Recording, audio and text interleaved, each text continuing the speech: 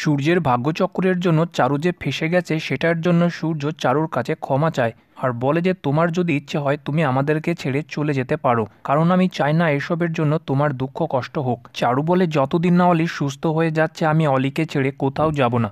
ওখান থেকে চলে যাওয়ার আগে সূর্য চারুকে বলে, এটা মনে রেখো আমাদের বন্ধুত্ব শুধু অলির জন্য নয়, আমি তোমাকে সত্যিকারের বন্ধু মানি। সূর্যের ওখান থেকে চলে যাওয়ার পর চারুর চোখে চলে আসে জল, আর চারু বলে, তোমার দিক থেকে বন্ধুত্ব হলেও আমি তোমাকে ভালোবেসে ফেলেছি এসএস। আমরা কি সবাই মিলে একসঙ্গে সুখে থাকতে পারি না, তুমি আমি দীপা? অন্যদিকে দীপার জীবনের সব দুঃখ কষ্ট দূর করার জন্য সাক্ষ্যদেব দীপাকে দেয় বড় সারপ্রাইজ। অর্থাৎ দীপার মনের যেটা ইচ্ছা ফুল নিয়ে কিছু করার, তাই সাক্ষ্যদেব সবার সঙ্গে মিলে দীপার চোখ বেঁধে দীপাকে নিয়ে যায় সেখানে, যেখানে সাক্ষ্যদেব দীপার জন্য একটা ফুলের নার্সারি বানিয়ে দিয়েছে।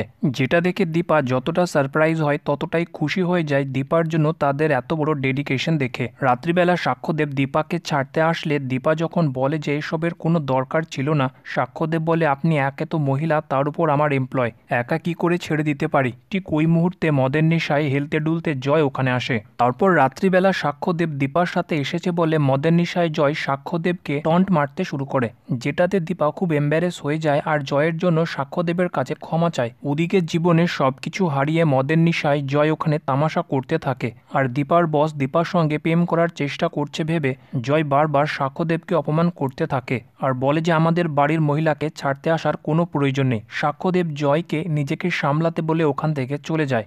জয় নিজের জীবনের দুঃখ কষ্টের জন্য কান্নায় ভেঙে পড়ে, যেখানে দীপা তাকে সামলাতে থাকে। দূর থেকে এটা দেখে সাক্ষ্যদেব বলে যে আপনি ভাবছেন সব ছেড়ে এসেছেন, কিন্তু আপনি এখনও লতা পাতায় জড়িয়ে আছেন।